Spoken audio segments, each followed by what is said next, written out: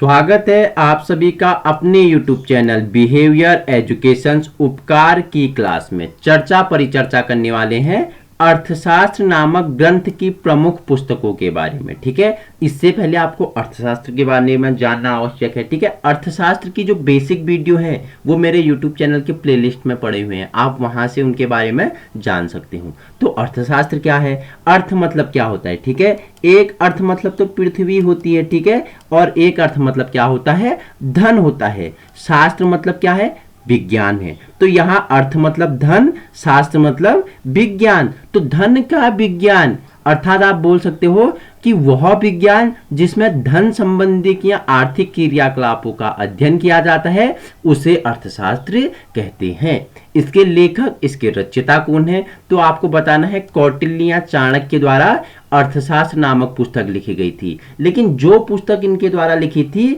वो 4वीं सदी ईसा पूर्व संस्कृत भाषा का एक ग्रंथ था जिसमें राज व्यवस्था, कृषि, न्याय एवं राजनीतिक आदि के बारे में चर्चा परिचर्चा की गई थी। ठीक है, वहीं अर्थशास्त्र की और भी परिभाषाएं हैं। ठीक है, अगर आप इसे और भी अच्छे लेवल से पढ़ना चाहते हैं तो इसकी धन संबंधी परिभाषा किसने दी। ठीक है, क्लासिकल अर्थशास्त्री में से एक थे एडम स्मिथ। ठीक है, उन्होंने धन संबंधी परिभाषा दी। समर्थक कौन कौन थे, जे.बी. से सीनियर हो गए, जे.एस. मिल इनके क्या थे, समर्थक थे।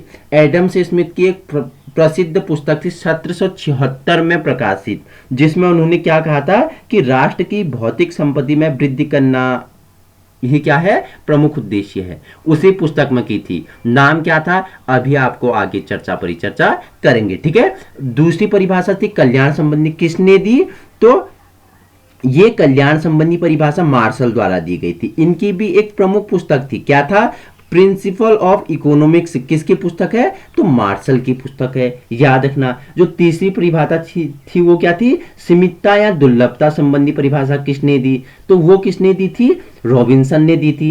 इनकी एक प्रसिद्ध पुस्तक थी 1932 में प्रकाशित हुई थी, an essay on the nature and significance of economic science. किसकी पुस्तक है, तो आपको आंसर लगाना है, रॉबिन्सन की पुस्तक है। ठीक है, वही विकास केंद्रित परिभाषा किसने दी थी, तो सैमुअल्सन ने दी थी। ठीक है, सैमुअल्सन द्वारा कौन सी परिभाषा दी गई, विकास संबंधी परिभाषा दी गई। और अंतिम है आपकी आवश्यकता विहीनता संबंधी परिभाषा किसने दी, भारतीय दार्शनिक सन्यासी अर्थशास्त्री के नाम से जाना जाता है, जे.के. मेहता द्वारा दी गई। ठीक है, अर्थशास्त्र के दो पार्ट में बांटा गया था। ठीक है, एक क्या था आपका मैक्रो इकोनॉमिक्स, ठीक है, और एक आपका माइक्रो इकोनॉमिक्स। मैक्रो मतलब समष्टि अर्थशास्त्र, जिसके अंतर्गत किसका अध्ययन किया जाता है, राष्ट्रीय आय, कुल उत्पादन, कुल उपभोग, कुल बचत, कुल विनियोग। मतलब कि समष्टि मतलब संपूर्ण देश की, ठीक है, अर्थव्यवस्था का व्यापक रूप में, ठीक है, बड़ा भाग। ठीक है, अर्थशास्त्र का एक बड़ा भाग जिसमें अध्ययन होता है समष्टि अर्थशास्त्र, बड़े स्तर पर। ठीक है, व्यष्टि मतलब छोटे स्तर पर। ठीक है, व्यष्टि मतलब होता है, माइक्रो मतलब क्या होता है, सूक्ष्म होता है, जिसमें क्या आपको बता दो, सूक्ष्म में किसका अध्ययन किया जाता था, देखो, एक फर्म की, ठीक है, या विशिष्ट परिवारों की, व्यक्तिगत कीमतों की, मजदूरों की आदि का अध्ययन किसमें, व्यष्टि में। समष्टि व्यापक लेवल में, बड़े लेवल पे, और व्यष्टि माइक्रो छोटे लेवल पे। ठीक है, तो इतना आपको आना चाहिए, ये आपका बेसिक है। ठीक है, यहां तक कोई प्रॉब्लम है तो आप मुझे बता सकते हैं। तो आइए चर्चा कर लेते हैं आगे।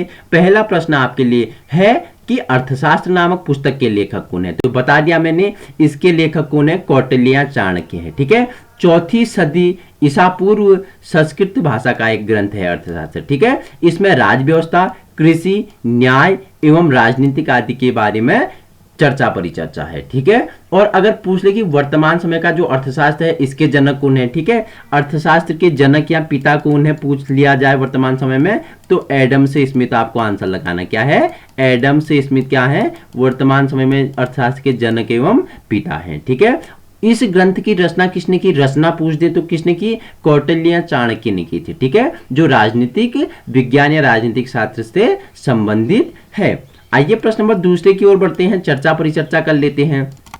क्या है, दूसरी पुस्तक का नाम क्या है, the principle of political economic and क्या है, टैक्सन। तो इस पुस्तक के लेखक कौन है? तो डेविड रिकार्डो हैं। ठीक है, डेविड रिकार्डो ने एक सिद्धांत दिया था। क्या दिया था बताओ मुझे? तुलनात्मक लाभ का सिद्धांत के प्रतिपादक कौन है? David Ricardo. ठीक है, याद रखना। क्वेश्चन थर्ड है आपके लिए, पूछ रहा है the theory of economics development German भाषा में प्रकाशित किसकी पुस्तक है? ठीक है, जर्मन भाषा में प्रकाशित पुस्तक है। पुस्तक का नाम क्या है? The theory of economics development. तो किसकी पुस्तक है? जोसेफ एलोई शुम्पीटर की पुस्तक है the theory of economics development. Question next है आपके लिए चौथा, पूछ रहा है economics backwardness and economic growth किसकी पुस्तक है? इंपोर्टेंट है, VIMP है। पूछ लिया आपसे कि economic backwardness and economic growth किसकी पुस्तक है? तो लिबस्टीन की पुस्तक है। ठीक है, लिबस्टीन की पुस्तक क्या है? Economics backwardness and economics growth. Question number fifth है आपके लिए, पूछ रहा है ए थ्योरी ऑफ इकोनॉमिक्स डेवलपमेंट किसकी लेख है? तो फाई रेनिस द्वारा लिखी है ए थ्योरी ऑफ इकोनॉमिक्स डेवलपमेंट। किसकी पुस्तक है? फाई रेनिस के द्वारा। ठीक है, क्वेश्चन नंबर पांचवा है आपके लिए, छठा है आपके लिए, economics theory and under development regionals किसकी पुस्तक है? तो आपको बताना है प्रोफेसर गुरडान मिंडल की पुस्तक क्या है? The economics theory and under development regionals. ठीक है, याद रखना। क्वेश्चन नंबर 7 है आपके लिए, पूछ रहा है the theory of public finance. Public finance का अर्थ क्या होता है? लोक वित्त होता है। ठीक है, लोक वित्त, पब्लिक फाइनेंस मतलब लोक वित्त। तो पूछ रहा है आपसे the theory of public finance पुस्तक के लेखक कौन है? तो RS मसग्रेव द्वारा लिखी गई है the theory of public finance पुस्तक। ठीक है, क्वेश्चन नंबर नेक्स्ट है आपके लिए स्टडी ऑफ पब्लिक फाइनेंस। ठीक है, कि जो क्या है लोक वित्त, ठीक है, लोक वित्त की जो क्या है स्टडी है, ए स्टडी ऑफ पब्लिक फाइनेंस पुस्तक के लेखक कौन है? तो प्रोफेसर पिंगू द्वारा रचित है ए स्टडी ऑफ पब्लिक फाइनेंस पुस्तक। इंपोर्टेंट है, VIMP है।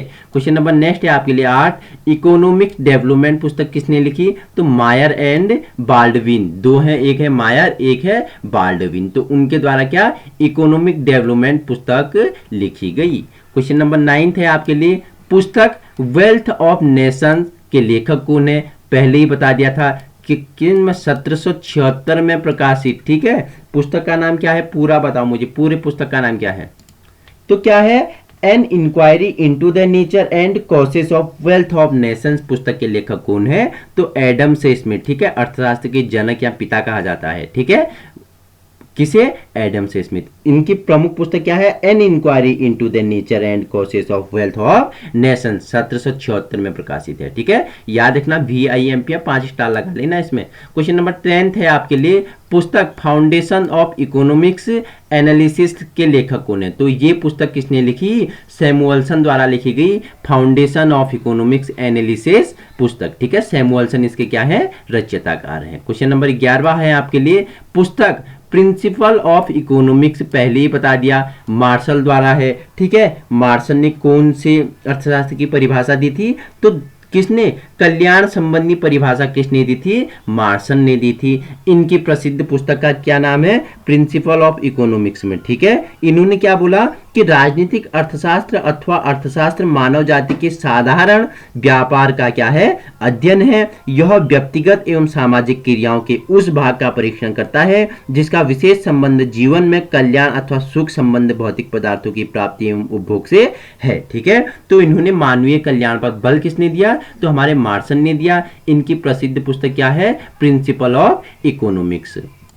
नेक्स्ट क्वेश्चन है आपके लिए 12, पूछ रहा है पुस्तक nature and significance of economic science किसकी कृति है? किसके द्वारा रचित है? पहले ही बता दिया था। ठीक है, एक अर्थशास्त्री थे जिन्होंने सीमितता या दुर्लभता संबंधी परिभाषा दी थी। ठीक है, अर्थशास्त्र की 5 परिभाषाओं में एक है सीमितता या दुर्लभता संबंधी परिभाषा। किसने दी थी? रॉबिन्सन ने दी थी। तो इनकी पुस्तक है nature and significance of economics science. ठीक है, इन्होंने क्या बोला था उसमें कि देखो क्या कहा था कि जो विशेष सामग्री है अर्थशास्त्र की, ठीक है, कोई क्रमबद्ध तथा निश्चित विवेचन नहीं प्रस्तुत करती है। ठीक है, रॉबिन्सन के अनुसार क्या बोला उन्होंने कि अर्थशास्त्र वह विज्ञान है जो साध्यों तथा वैकल्पिक उपयोग वाले सीमित साधनों के संबंध में रूप में क्या मानव व्यवहार का अध्ययन करता है।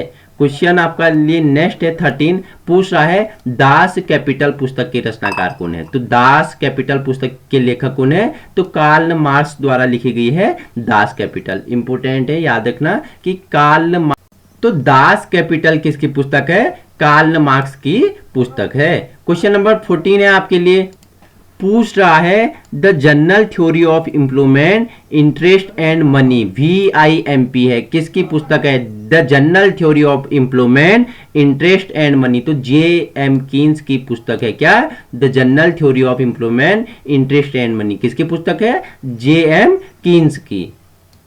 क्वेश्चन नेक्स्ट है आपके लिए 15, अंतिम क्वेश्चन है, पुस्तक हाउ टू पे फॉर वॉर किसकी पुस्तक है। तो आपसे पूछ ले कि हाउ टू पे फॉर वॉर किसकी पुस्तक है, तो कीन्स की पुस्तक है, ठीक है। जिन्होंने the general theory of employment interest and money पुस्तक लिखी, उनकी ही पुस्तक क्या है, हाउ टू पे फॉर वॉर किसकी पुस्तक है, कीन्स की पुस्तक है। पूरा नाम क्या है, JM कीन्स है। तो इनके द्वारा क्या, हाउ टू पे फॉर ऑफ वॉर कीन्स पुस्तक लिखी गई, the general theory of employment interest and money पुस्तक भी इनके द्वारा लिखी गई। तो ये अर्थशास्त्र के हमने 15 पुस्तकों के बारे में जाना, ठीक है। VIMP थे अर्थशास्त्र नामक ग्रंथ के जो 15 महत्वपूर्ण पुस्तक एवं उनके क्या है, लेखक हैं, उनके बारे में चर्चा परिचर्चा की।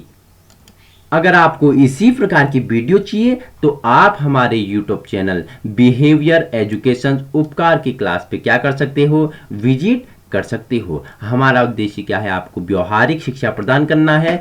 हमारे YouTube चैनल पे हिंदी, सामाजिक विज्ञान, भूगोल, अर्थशास्त्र, ठीक है, उत्तराखंड सामान्य नॉलेज हो गया, ठीक है, जितने भी सब्जेक्ट हैं, ठीक है, फिजिक्स, केमिस्ट्री, सभी के बारे में चर्चा परिचर्चा की गई है, ठीक है। वहीं यूटेट सीटेट के बारे में भी चर्चा परिचर्चा करते हैं, उसका सिलेबस हो गया, किस प्रकार से क्वेश्चंस पुटअप होते हैं, ठीक है, आप कहाँ कहाँ से आपके लिए सर्वाधिक क्वेश्चंस बन सकते हैं, इन सभी के बारे में चर्चा परिचर्चा हम क्या करते हैं अपने YouTube चैनल बिहेवियर एजुकेशन उपकार की क्लास में।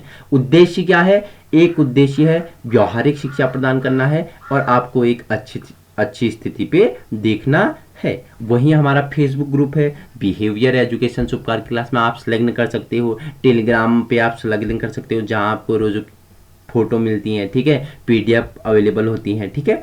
तो नेक्स्ट वीडियो आपके लिए जल्द मेरे YouTube चैनल बिहेवियर एजुकेशन उपकार पे आपके लिए अवेलेबल होगा।